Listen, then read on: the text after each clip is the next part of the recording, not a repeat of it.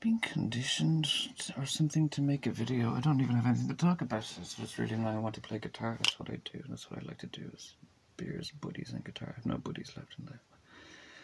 Everybody suffers jet path. You know, you've seen that in the Spider-Man movies. Like, oh, they're all getting tormented for just being my friend. Public enemy number one is revealed.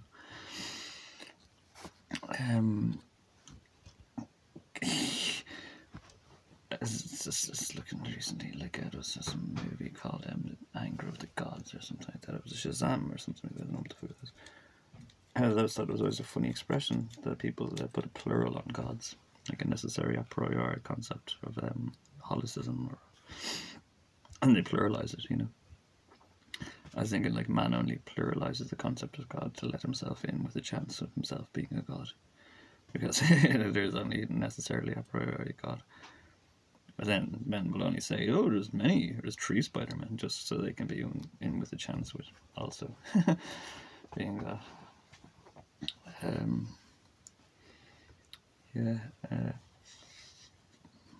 one thing, it's all about angel training, really. It's all about angel. No, it's not all about angel training. You can be an angel if you want to be, you know what I mean? Or you can go recycle in the burning furnace, like Willy Wonka said. There's no loss, you know what I mean? You want to do that, you can do that. You can do whatever you want to do, you know, you're very free to decide what you're going to be. To me, it's all about angel training. And if you want to be God number one, then it's very unlikely you'll be let into heaven, isn't it? You're going to be some mutinous, bar-crawling gypsy that's snaking his way up the ranks.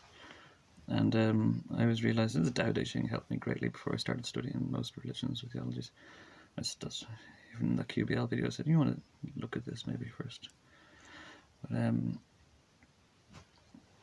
yes, it's very unlikely you'll be let into heaven if you want to be number one, because, you know, you'll be mutinous and you'll be power hungry and besieging. You've seen Bruce Almighty. The depiction of God is a man who's mopping floors. Mopping.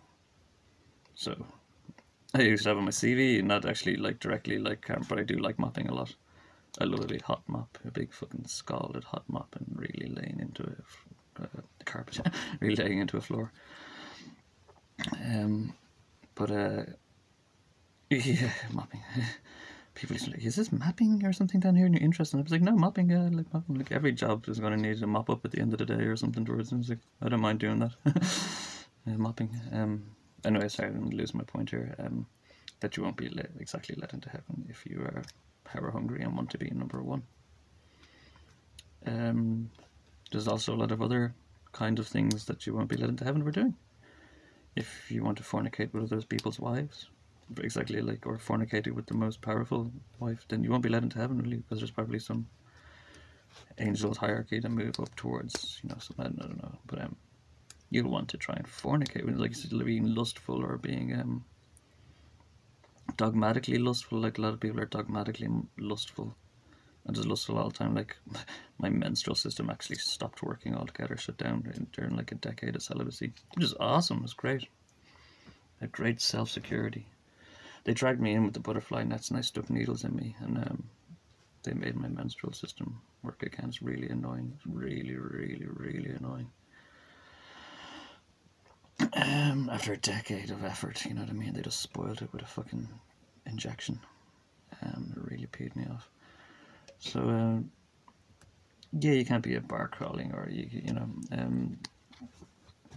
there's a, yeah, you know, well, I don't want to be, you know, you need to learn to be like, you know, the best butler really on earth, don't you? If there's anybody worthy of, not serving, but, you know, being a butler too, you'd really want to be a good and humble servant to get into heaven, which is ironic because all of the rich and powerful men out there all want to be masters and messiahs and domination, to control and enslave, and you'll never get into heaven with that attitude.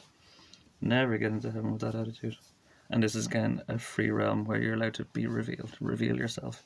What would you do? What would you do? What would you do? What would you do? Well, so say if some serpent offered you the entire kingdom of the Lord, kingdom of God, what in offered him, he's like, you can own it all. And what would Jesus do? He was like, hold my beer, baby. He's like, hold my beer. Going to town. Obviously, Jesus did not drink beer. I imagine he had a beer, tasted beer, but no, he wouldn't have been drinking beer. Woman, even so. So yeah, you'll never get into heaven with that attitude, and there's many other attitudes that you won't get into heaven with. Being the richest person in the world is not going to buy you a ticket to heaven. It's admitted to like an excessive amount of greed and ephemerality and materialism.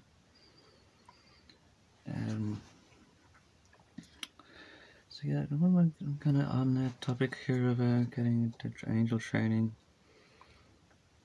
You know, it's difficult to be a good boss.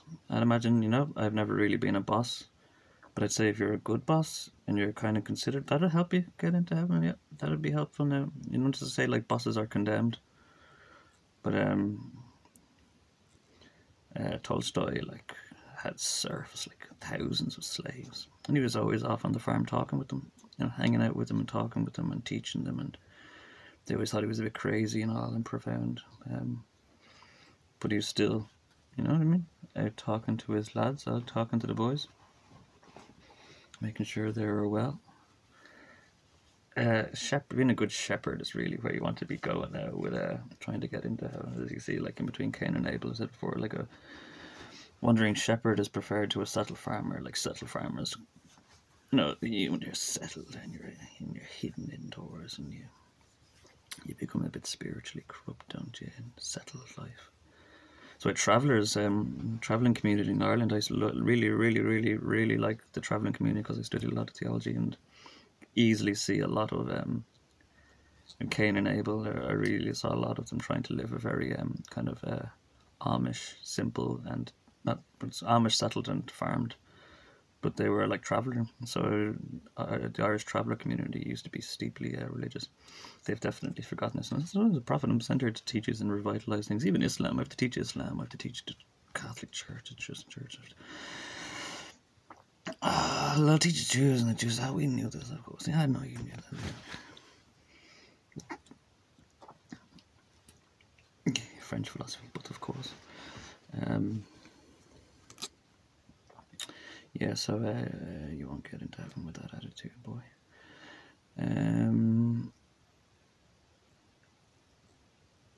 Humble and no envy.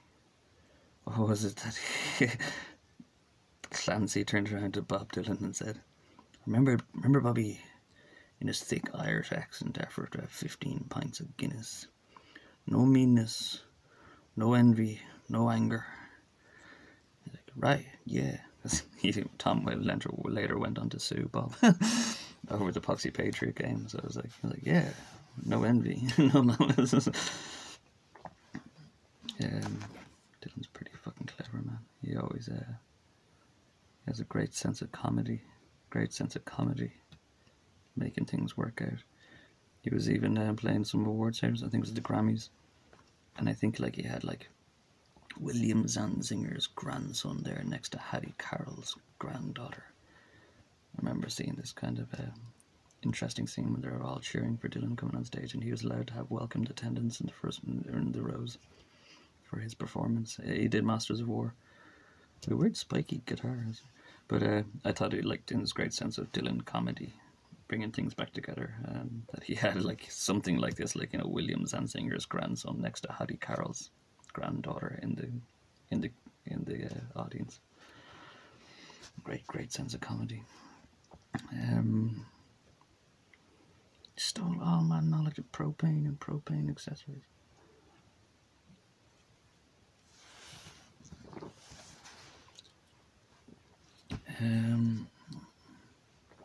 So yeah, attention seeking came to my mind there. I have no plot or agenda for this movie. I want to play guitar. I'm just being conditioned or something to be intelligent or come true for perfect pictures or something. So I call it feeding the dogs. I had a lot of this problem in the last 8 or 9 years. Whereas being really intelligent and super prophetic, and people exploit these things, they turn their cash into gold or their gold into cash. And then I went for a while being really stupid and not thinking at all, and my brain shrank, and that didn't really work. I was trying to starve like the virus, you know, starve a virus out. But sometimes it's just better to feed the dogs, you know, just throw them the fucking steak, and you're better off you starving and throwing them the steak than them fucking, you know, eating you. Rockefeller trash, man. I fucking hate the Rockefeller trash.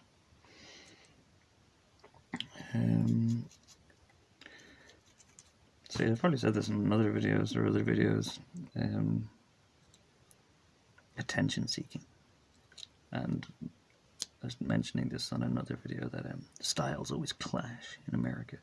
The styles are always different. Everybody's got some different gypsy church religion, and they all seem to be effective in some weird way.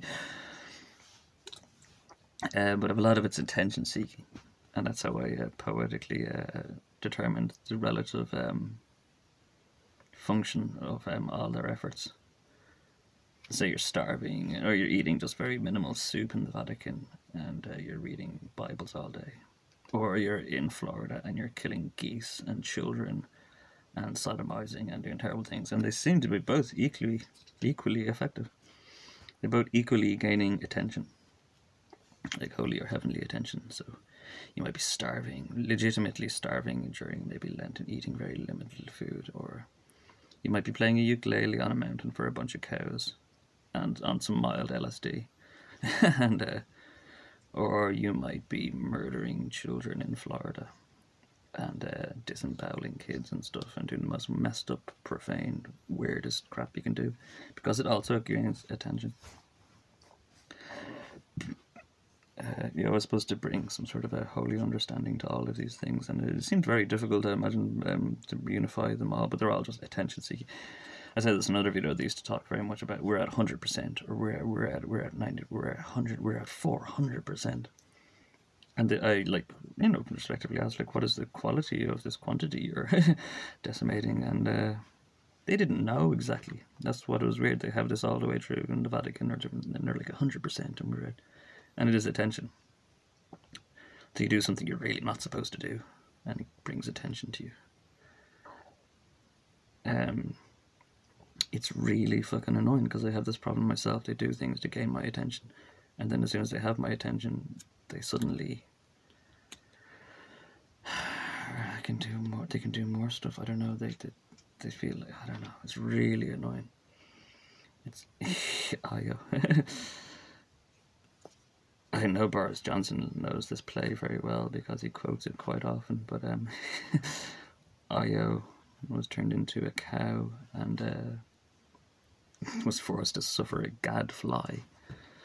And cows aren't really bothered by gadflies, you know. But it's, man, I miss studying Greece. Been involved in holy Torah warfare 8 or 9 years, and I just miss Greece. I miss all that fair. Another thing about all of them having different styles or different false deities or idols, there's a lot of Zeus worship going on. I couldn't believe there's a lot of Zeus worship going on in the world. It was like the ancient mythological. There's a child of a Titan. Was his Kronos' child? And like Zeus is terrible, you know. Like if anyone knows ancient Greece, Zeus is terrible. Like he's showed up all the time and raped everybody. He was just turning into bull form and raping you, and turning into swan form and raping you. Yeah, some part of his intellect even had to be taken out of him and turned into some female component of mercy and understanding or judgment. Mercy and judgment, yeah. Athena. Athena's the birth of Athens. And the Areopagus? The Areopagus? I'm very rusty, man. I hate it, like, really. I'm always know, like, if I'm in or out of training. Greece is nice and greasy. Your Greek is nice and greasy. My Greek is pretty rusty. I used to know the whole who's who. Like, oh, that's Iphigenia. That's Iolaus's cousin. Or that's I used to know all of them. But anyway, me studying these things would have cost a lot of copycatting. A lot of copycatting. Like, I can't do anything without being copycatted. It's the reason why I walked my dog originally. Well, after the Great Reset, and where I just went and walked my dogs. I thought they'd all just act natural if I was acting natural. And just be cool if I was being cool. And I had to stop studying stuff because then they'd start fanaticizing over anything I study.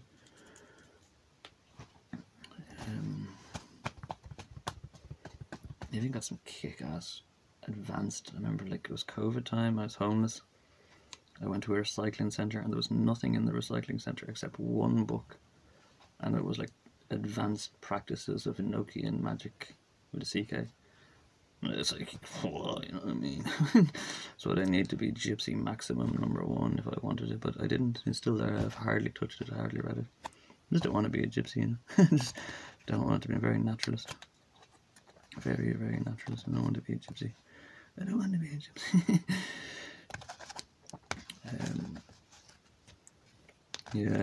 Kind of going to talk about creeds, maybe? I'm going to talk about creeds because they're all gone mad that I have some creed. And they all want my creed. I'm against creeds.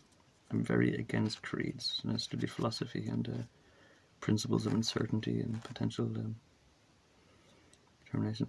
I'm very against creeds. I used to like the Nicene Creed. I used to know it off by heart when I was a kid very well. The Catholic, there's a few different Nicene creeds, but I think. But there's about 4 or 5 tenets or beliefs that are expressed in it. That you believe in one holy Catholic and Apostolic Church. I didn't know what those words meant when I was a kid, you know, I just said them. They sounded nice.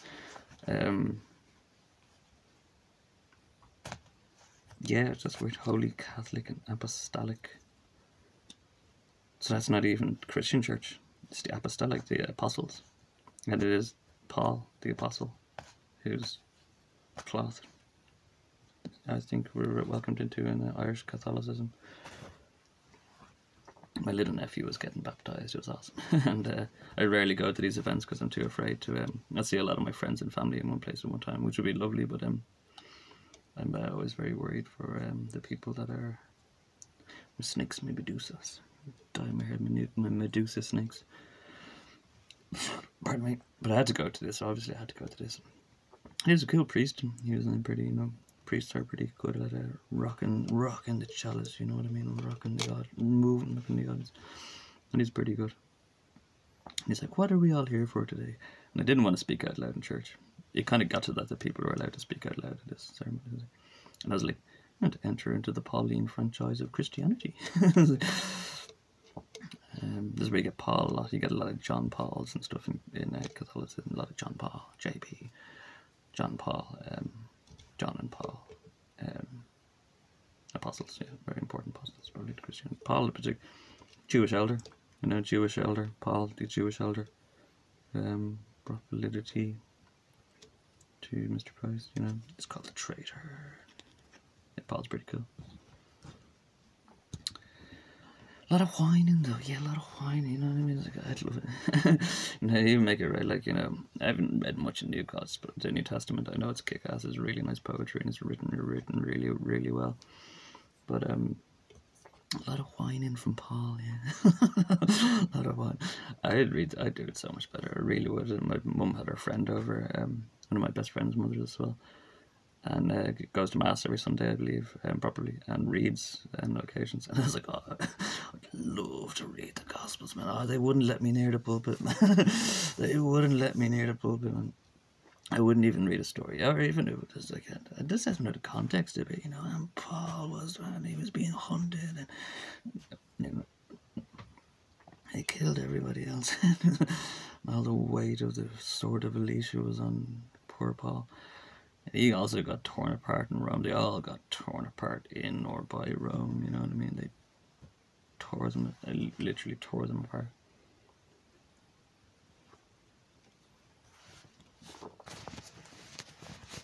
If I did have a chance, I'd just get up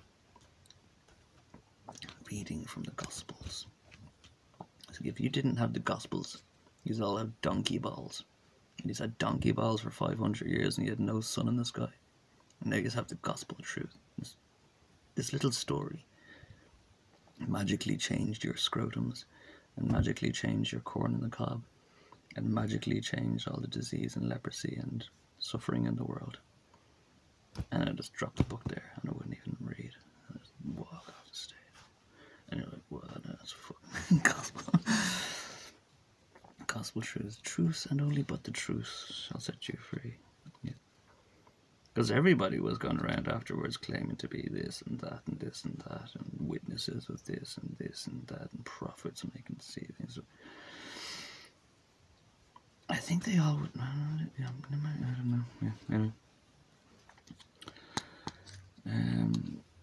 Yeah, and then they had to get the gospel truth about it.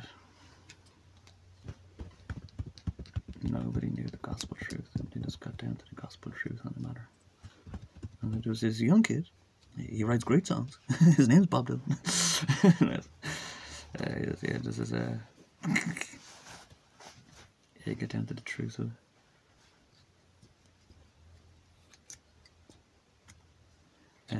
Yeah, to save your donkey balls. Magic, yes. How to dispel the gossip with gospels. Truth of the situation. And the truth's really boring, you know, most of the time. Like, I wouldn't, like, even when, like, I would maybe get finally publicised, like, what you need to save your donkey balls. I won't even tell you my sad little Cinderella story. You know, I've got priorities to do. I've got to teach his, you know, religious understanding and holy understanding and all this. I wouldn't even care to teach you my sad little story because it saves your balls. It's not really important to me. I've got a duty to do. As I get my duty done, like, I don't really care. You can go and try and figure out the truth for yourselves, because he's put a lot of effort into concealing the truth, I swear. Like, your governments, the Rose World, even the Vatican, and the Vatican are putting a lot of work into keeping me concealed. Like, nobody writes back to me, you know. And I'm just like, this is just, it's just, I got called 911 on one occasion when I was having a stroke, and they wouldn't come and help me. I'm like, oh, sorry, we just can't help you. And I was like, are you? And I called 112 as well. And I was like, I'm having a stroke. My brain, I'm going deaf in one ear. My face, one side of my face is actually slanted and lopsided. It was probably a minor stroke, and not that fucking. It was painful as fuck. Anyway, excuse me. But they wouldn't come out. Living in the fucking Matrix.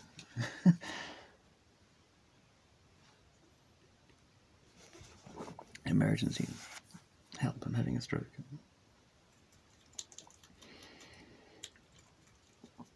So yeah, this might be some switchboard that I'm constantly just ringing up the same American every day.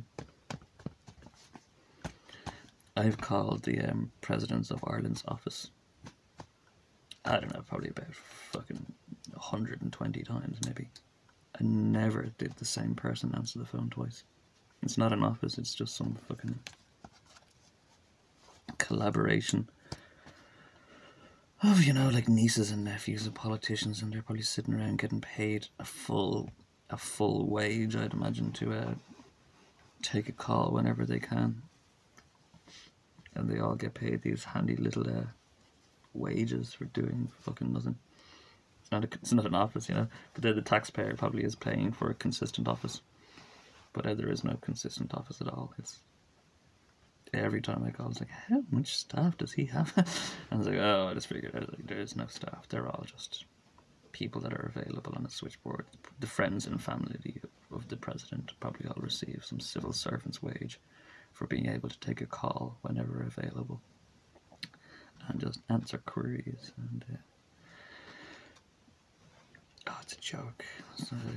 This country, if it's not for the look of the Irish, you're only luckily getting through, I swear. You're gonna burn at my absenteeism, bitch, I swear to God. And then the weather is only nice in Egypt because Joseph is down the well. And because he would drown, otherwise he'd be flooded and drowned as well, so the weather is nice in Egypt. But oh man, when I leave your country, Ireland, oh, when I leave you,